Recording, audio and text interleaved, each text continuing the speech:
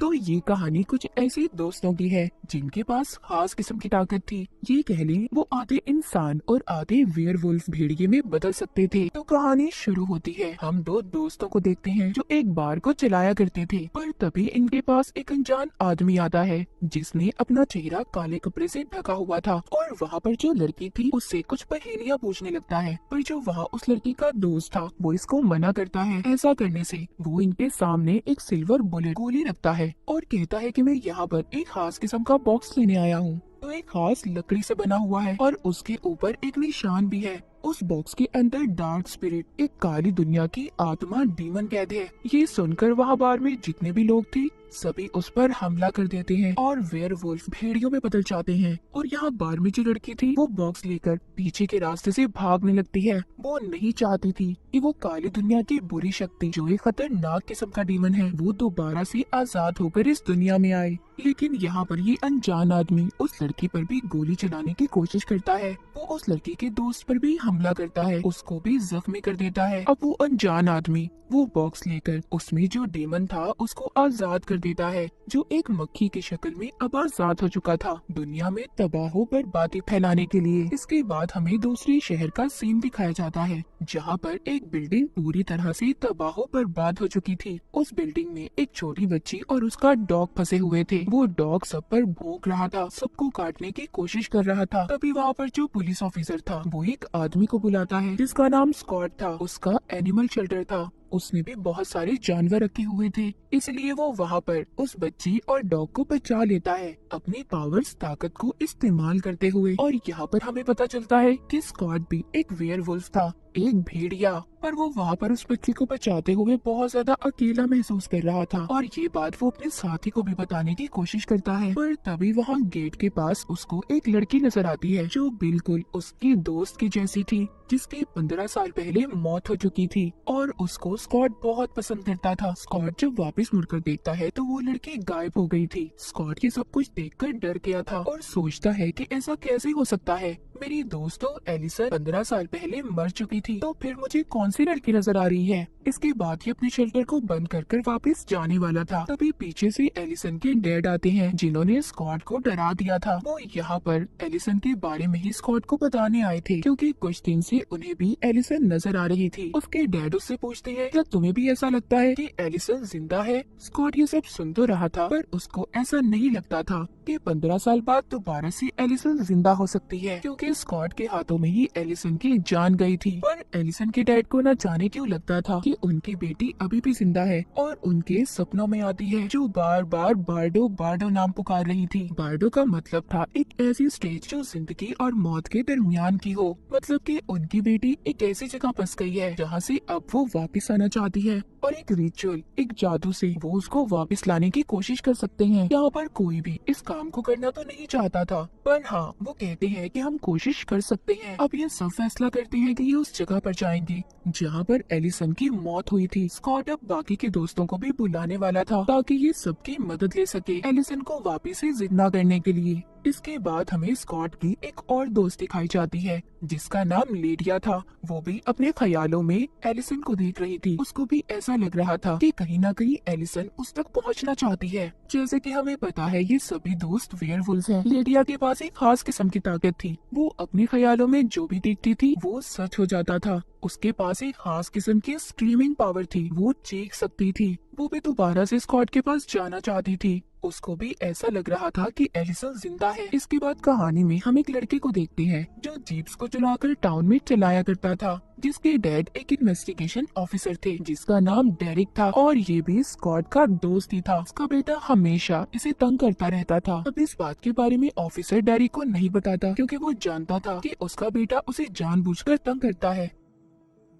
जंगल में एक जगह पर आग लग गई थी। वो आग किसी तेल और पेट्रोल की वजह से नहीं लगी थी, और और इसी बात के बारे में पुलिस डेरिक की मदद ले रहे थे। पर डेरिक को ये बात पता थी कि जंगल में आग उसके बेटे ने लगाई है और इस बात के बारे में वो अब पुलिस की मदद करता है, इस केस में भी और अपने बेटे को सबक सिखाने के लिए भी। इसके बाद हमें आगे दिखाया जाता है डेरिक अब अपने बेटे के पास पहुंच गया था और उसकी जीप को अपने हाथों से पंचर कर देता है अपने बड़े बड़े नाखूनों से। और यहाँ पर डेरिक भी एक वेयरवुल्फ था। डेरिक घर लाकर अपने बेटे को बहुत डांटता है और उसे कहता है कि तुम्हें ऐसी हरकतें नहीं करनी चाहिए। यहाँ पर जो डेरिक का बेटा था वो अपने आप को अलग ही महसूस करता था क्योंकि उसके अंदर ऐसी ताकत नहीं थी कि वो वेयरवुल्फ में बदल सके, इसलिए वो ये समझता था कि वो अपनी फैमिली से बिल्कुल अलग है और यही सोचकर गुस्से में अपने कमरे में चला जाता है। डेरिक के दिमाग में कहीं ना कहीं ये सोच थी उसका बेटा भी शायद कभी वेयरवुल्फ बन सके। डेरिक जब दोबारा से अपने बेटे के कमरे में जाता है तो देखता है उसका बेटा कमरे में नहीं था, वो दोबारा से जंगलों में चला गया था। ये देखकर डेरिक को गुस्सा तो बहुत आया था पर वो कुछ भी नहीं कर पाता। दूसरी तरफ हम लीडिया को देखते हैं जो अब स्कॉट के पास आ गई थी। ये दोनों उसी जगह पर जाते हैं जहाँ पर एलिसन की मौत हुई थी और वहाँ से मिट्टी इकट्ठा करते हैं क्योंकि उस जादू के लिए ये बात जरूरी थी। ये दोनों बहुत सालों बाद मिले थे। लीडिया स्कॉट से मिलकर बहुत खुश होती है, जिसके बाद स्कॉट इसको अपने घर पर ले आया था पर इसने उस जादू के बारे में अपनी मॉम को कुछ भी नहीं बताया था। यहीं पर एलिसन के डैड स्कॉट को एक तलवार भी दिखाते हैं जिस पर एलिसन का खून लगा हुआ था और यहीं पर लीडिया वो सारी ड्राइंग्स भी दिखाती है जो उसने अपने ख्यालों में देखी थी। तभी इनका यहाँ पर एक और दोस्त आता है जो उस ड्राइंग को ठीक कर रहा था, मगर उसे देखकर सब लोग परेशान हो गए थे कि वो यहाँ पर क्यों आया है। लेकिन इसको यहाँ पर लीडिया ने बुलाया था ताकि उनकी मदद कर सके। पर वो दोस्त सारी ड्राइंग्स को मिलाकर एक कटा हुआ पेड़ बना देता है जिसके बीच में बार्डो लिखा हुआ था। पर उस पेड़ को देखकर स्कॉट बहुत ज्यादा डर गया था क्योंकि यही वो पेड़ था जिससे सारी परेशानियां शुरू हुई थी। अब फिर से इन्होंने इस पेड़ को जंगल में ढूंढना था। स्कॉट और लीडिया इस पेड़ को ढूंढने के लिए निकल पड़ते हैं और वो अपनी एक और दोस्त को बुला लेते हैं जो अक्सर अपना ज्यादा वक्त जंगलों में गुजारा करती थी। लीडिया की ये दोस्त भी एक वेयरवुल्फ थी। वो पहले जो भेड़िया बनी हुई थी फिर इंसान में बदलकर जब लीडिया की कॉल सुनती है जिसके बाद वो जंगल में चली गई थी उनकी मदद करने के लिए। लीडिया अपनी दोस्त से मिलकर बहुत खुश थी, जिसके बाद वो जंगल में उस पेड़ को ढूंढने लगते हैं। सभी यही चाहते थे कि एलिसन वापस से दोबारा जिंदा हो जाए। जब ये यहाँ पर उस कटे हुए पेड़ को ढूंढ रहे थे तभी स्कॉट को यहाँ पर महसूस होता है कि शायद उनका कोई पीछा कर रहा है और जब स्कॉट देखता है तो यहाँ पर डेरिक का बेटा था जो अब तक इनका पीछा कर रहा था। डेरिक के बेटे के बारे में लीडिया की दोस्त जानती थी। वो बताती है कि ये अक्सर यहाँ पर जंगलों में घूमता रहता है और इसको जंगल का एक एक रास्ता मालूम है और इसी को उस कटे हुए पेड़ के बारे में भी पता होगा। ये हमारी मदद कर सकता है। अब डेरिक के बेटे की मदद लेकर ये उस कटे हुए पेड़ को ढूंढने लगते हैं। वो कटा हुआ पेड़ मिल चुका था कि अब सभी दोस्त मिलकर उस पर जादू करने वाले थे। जो उनके पास मिट्टी थी और वो तलवार, पर यहाँ पर वो डेरिक के बेटे को जाने का कहते हैं क्योंकि वो इस जादू में उसे शामिल नहीं करना चाहते थे और जाते हुए उसे ये भी कहते हैं कि ये बात तुम अपने डैड को बिल्कुल भी नहीं बताओगे। यहाँ पर जैसे ही ये लोग अपना जादू शुरू करते हैं वो तलवार हवा में उड़कर उस पेड़ के अंदर चली जाती है और वहाँ पर बहुत तेज हवाएं चलने लगी थी, मगर कुछ देर के बाद सब कुछ थम सा जाता है, जिसके बाद ये लोग समझ रहे थे कि कुछ भी नहीं हुआ और ये जादू उनसे नहीं होगा। वो सब के सब यहाँ से जाने वाले थे। स्कॉट जाते हुए थोड़ा सा उदास था क्योंकि वो एलिसन को दोबारा से हासिल करना चाहता था। अब जैसे ही वो जा रहा था तभी वो कटे हुए पेड़ पर अजीब सी रोशनी चमकने लगती है। उस पेड़ के बीचों बीच एलिसन लेटी हुई थी जो बेहोशी की हालत में थी। सब उसको अब हॉस्पिटल लेकर जा रहे थे। सब काफी ज्यादा हैरान थे कि एलिसन 15 साल बाद दोबारा से कैसे दुनिया में आ सकती है। उसको लेकर जाता है तो वहाँ पर उसकी मॉम देखकर कहती है कि ये तो बिल्कुल एलिसन जैसी लड़की है। उसकी मॉम कहती है कि ऐसा कैसे हो सकता है, एलिसन तो मर चुकी थी। पर स्कॉट की मॉम को जादू रिचुअल के बारे में कुछ भी नहीं पता था, लेकिन स्कॉट तो सिर्फ कोशिश कर रहा था एलिसन को वापस लाने के लिए। पर यहाँ पर सिर्फ एलिसन वापस नहीं आई थी। वो जो हमने मक्खी की शक्ल में डीमन को देखा था वो भी इस कटे हुए पेड़ के अंदर चला जाता है और अपनी असल शक्ल में आ जाता है, जो कि एक बहुत ही खतरनाक खौफनाक डीमन था और अपनी तलवार को उठाकर बहुत जोर से चिल्ला रहा था कि वो दुनिया में तबाह बर्बादी फैलाने आया है और वो खास तौर पर यहाँ पर स्कॉट से बदला लेने आया था क्योंकि स्कॉट की वजह से ही इस डीमन को उस लकड़ी के बॉक्स में कैद कर दिया गया था। उधर एलिसन हॉस्पिटल में थी। उसको होश आ गया था मगर उसको कुछ भी समझ नहीं आ रहा था। एलिसन की यादें कुछ वक्त पहले की तो नहीं आई थी वापस, पर उसके दिमाग में वो यादें चल रही थी जहाँ पर वो अपने सभी दोस्तों को अपना दुश्मन मान रही थी। वो अब यहाँ हॉस्पिटल से भागने की कोशिश करती है। उसको ये लग रहा था कि वो अभी भी एक हंटर शिकारी है और वो डेरिक को मारना चाहती है जो कि एक भेड़िया है। इसके रास्ते में जो भी आ रहा था ये उसको मार रही थी। वो स्कॉट पर भी हमला कर देती है। तभी उसके डैड वहाँ पर आते हैं और पूछते हैं ये क्या है, क्या मेरी बेटी वाकई वापस आ गई है। स्कॉट कहता है हाँ। एलिसन के डैड स्कॉट को पकड़कर पूछते हैं क्या वाकई मैंने जिसे देखा वो मेरी बेटी थी। एलिसन के डैड का जो दोस्त था वो कहता है एलिसन तो वापस आ चुकी है पर उससे भी ज्यादा और भी बहुत कुछ बुरा हुआ है। वो आत्मा, वो डीमन भी वापस आ गया है जिसको कई साल पहले हमने एक बॉक्स में कैद किया था। ये बात सुनकर सब लोग परेशान हो गए थे। वहीं पर हम डीमन आत्मा को देखते हैं जो कि जेल में था। वहाँ पर कोई भी नहीं था, सिर्फ एक पुलिस ऑफिसर के अलावा। वो डीमन पुलिस ऑफिसर को अपने पास बुलाता है और उसे मार देता है। उसकी सारी ताकतों को उस डीमन ने अपने अंदर खींच लिया था। बाकी जितने भी पुलिस ऑफिसर थे सब जंगल में इन्वेस्टिगेशन करने गए थे क्योंकि दोबारा से वहाँ पर आग लग गई थी। थोड़ी ही देर बाद पुलिस स्टेशन में लिडिया और उसका एक दोस्त आ गए थे जो उस पुलिस ऑफिसर की लाश देखकर ये समझ रहे थे कि इसे कहीं ना कहीं एलिसन ने मारा होगा। जिसके बाद ये वहीं पर इन्वेस्टिगेशन करने लगते हैं। उधर एलिसन अपने बंकर में थी जो कि उसकी एक खुफिया जगह थी।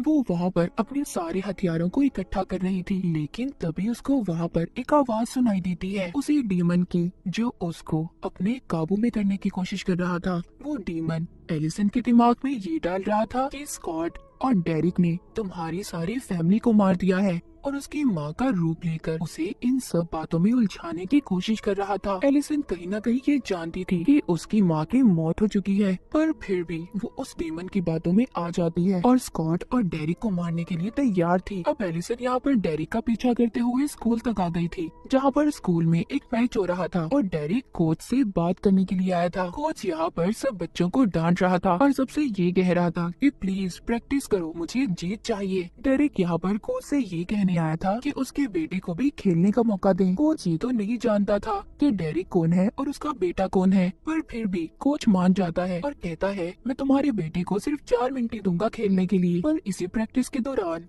डेरिक के बेटे के पाँव में चोट लग गई थी। तभी डेरिक अपने बेटे को एक कमरे में ले आता है और उसे कहता है कि खुद को हील करना सीखो, खुद को ठीक करो, तुम एक वेयरवुल्फ हो। डेरिक को अभी भी अपने बेटे के बारे में यही लग रहा था कि वो भी उसकी तरह ही एक वेयरवुल्फ है और वो खुद ही अपने आप को ठीक कर लेगा। तभी यहाँ पर एलिसन आ जाती है जो डेरिक पर हमला कर देती है। डेरिक यहाँ से अपने बेटे को भागने का कहता है क्योंकि उसके पाँव में चोट लगी हुई थी। डेरिक जब उसके हमले से बचने की कोशिश करता है तो वो देखता है ये तो एलिसन थी, मगर वो ये देखकर बहुत ज्यादा हैरान था कि वो इतने सालों बाद कैसे जिंदा हो सकती है। पर यहाँ पर एलिसन बार बार डेरिक पर हमला कर रही थी और आखिरकार उसका एक तीर डेरिक की गर्दन में लग जाता है। डेरिक की गर्दन से बहुत ज्यादा खून बह रहा था लेकिन यहाँ पर डेरिक के वही 2 दोस्त आ गए थे जो हमने कहानी के शुरू में बार में देखे थे। स्कॉट भी यहाँ पर अपने दोस्तों के साथ आ गया था डेरिक की जान बचाने के लिए।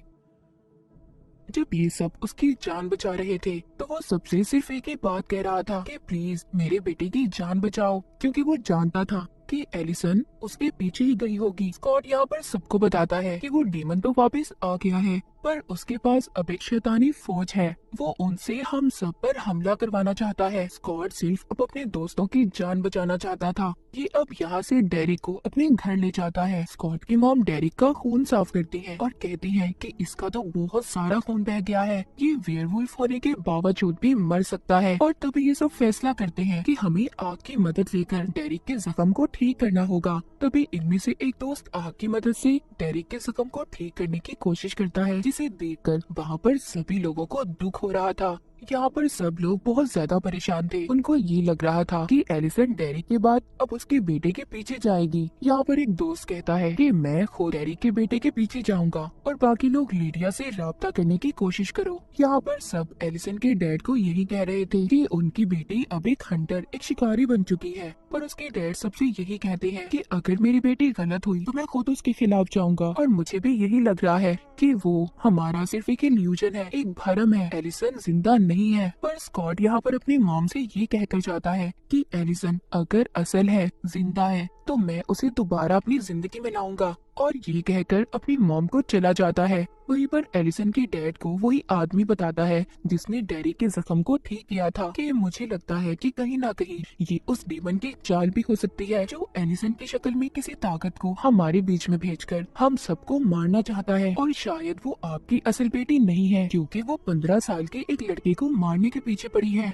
ये सब बातें सुनकर एलिसन के डैड कहते हैं कि अगर मेरी बेटी असल नहीं है तो मैं खुद उसके खिलाफ जाऊंगा और मैं किसी बच्चे को ऐसे मरने नहीं दे सकता। उधर जंगल में दिखाया जाता है जहाँ पर पुलिस ऑफिसर्स इन्वेस्टिगेशन कर रहे थे। वहीं पर उस डीमन की शैतानी फौज हमला कर देती है और सबको वहाँ से एक एक करके गायब कर रहे थे। तभी वहाँ पर जो इन सब के बीच में एक ऑफिसर था, वो भी एक वेयरवुल्फ था, उसके पास भी आग की ताकत थी। वो वहाँ पर सबको अपने दोस्तों को बचाने की कोशिश कर रहा था। उधर एलिसन डेरिक के बेटे के पीछे थी जो अब अपनी गाड़ियों की दुकान में आ गया था। तभी वहाँ पर 2 गाड़ियों में बहुत ही बड़ा धमाका होता है और ये सब एलिसन ही कर रही थी डेरिक के बेटे को मारने के लिए। यहाँ पर डेरिक का बेटा अपने आप को बचाने की भी कोशिश कर रहा था, पर वो बेचारा नाकाम रहता है। लेकिन तब तक वहाँ पर स्कॉट आ जाता है जो अब खुद एलिसन के हाथों से मरना चाहता था। वो तैयार था, वो खास किस्म का तीर खाने के लिए भेड़ियों को मारने के लिए इस्तेमाल होता है। वो वहाँ पर साथ साथ डेरिक के बेटे को भी बचा रहा था और एलिसन को भी समझाने की कोशिश करता है कि देखो तुम जो कर रही हो गलत है, ये तुम कोई शिकारी नहीं हो। इन सब में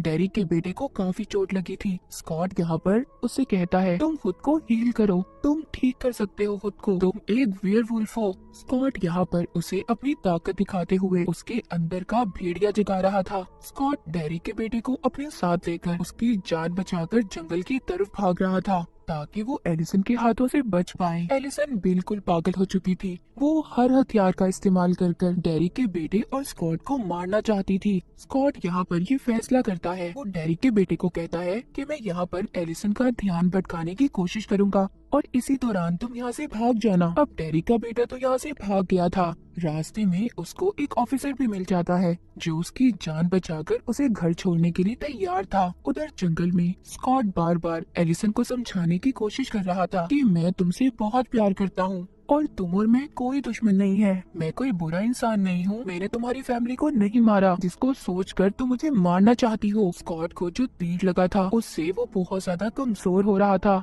और शायद कुछ देर बाद उसकी मौत भी हो सकती थी।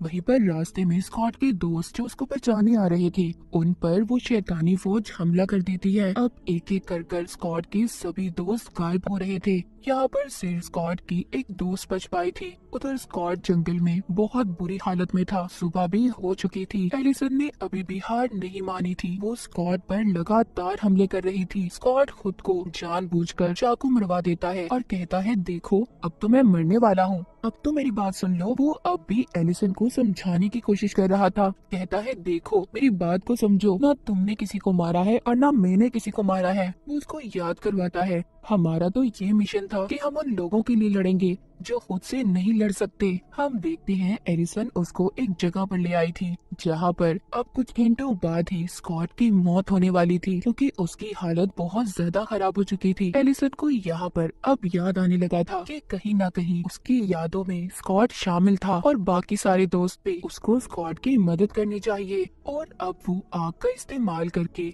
स्कॉट की जान बचा लेती है। उसके जख्मों को उसने आग से ठीक कर दिया था। वहीं पर एलिसन के डैड, स्कॉट की मॉम और बाकी लोग भी उनका पीछा करते हुए आ गए थे जहाँ पर एलिसन स्कॉट को लेकर आई थी। उस जगह पर भी बार बार वो डीमन एलिसन को अपने काबू में करने की कोशिश कर रहा था, पर एलिसन इस बार उसके बातों में नहीं आई थी। उधर लेडिया जंगल में ये पता कर रही थी कि जितने भी पेड़ जले थे उन पेड़ों के जलने से एक ऐसी राख बनती थी जो आत्माओं को काबू करने के लिए इस्तेमाल होती थी। अब ये सब सिल्वर से बने हुए हथियार जमा करने की कोशिश करते हैं क्योंकि ये अब उस शैतानी फौज का सामना करने वाले थे। उनको सिर्फ सिल्वर के हथियारों से ही मारा जा सकता था। उधर लेडिया अब एक ग्राउंड में जाती है जहाँ पर मैच चल रहा था और वो देखती है उसकी चारों तरफ काले रंग की राख बिछाई हुई थी क्योंकि ये कोई बैरियर नहीं था, ये तो दूसरी दुनिया में जाने का रास्ता था। इस बारे में लीडिया को भी कुछ खास पता नहीं था, मगर फिर भी वो उस लाइन को मिटा नहीं पा रही थी। तभी वहाँ पर एक अनजान आदमी आता है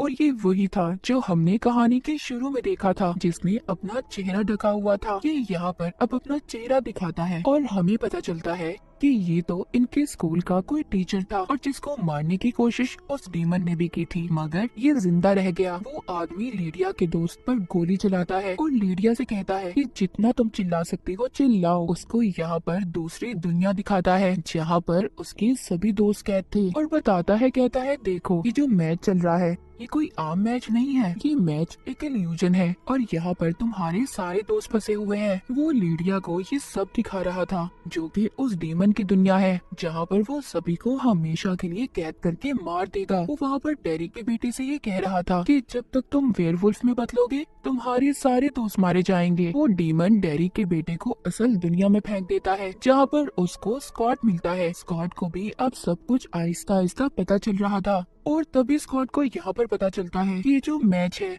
उसे हर हालत में जीतना होगा, जिससे ये उस डीमन तक पहुंचकर उसे हरा सकते हैं। ये सब लोग ये ग्राउंड सब इल्यूजन था जो उस डीमन ने बनाया हुआ था। स्कॉट अब कोच के पास जाता है और उसे कहता है कि प्लीज मुझे मैच खेलने दो, मैंने हर हालत में ये मैच जीतना है। कोच कहता है सॉरी मैं तुम्हें इसकी इजाजत नहीं दे सकता, तुम इतने बड़े हो, ये तो बच्चों का मैच है। पर यहाँ पर कोच की टीम हार रही थी। ऐसा देखते ही कोच अब स्कॉट को खेलने की इजाजत दे देता है। कोच को भी हर हालत में जीतना था, चाहे वो बेईमानी करके ही क्यों ना जीतता। स्कॉट और डेरिक के बेटे ने इस मैच को जीत लिया था। वहीं पर एलिसन भी आ गई थी जो अपने डैड से मिलना चाहती थी, लेकिन यहाँ पर उसका एक दोस्त उसका गला पकड़ लेता है। उसको अभी भी लग रहा था कि एलिसन कोई असल नहीं है, एक भरम है जो उस डीमन ने पैदा किया है। मगर एलिसन के डैड उसको ऐसा करने से रोक रहे थे। वो उसकी तरफ एक चाकू फेंकते हैं। वो चाकू एक खास किस्म का था जिससे भेड़ियों को कंट्रोल किया जाता था। अब एलिसन अपने डैड के पास आती है, वो अपने डैड के गले लगती है। उसके डैड ये समझ गए थे कि एलिसन उनकी असल बेटी है।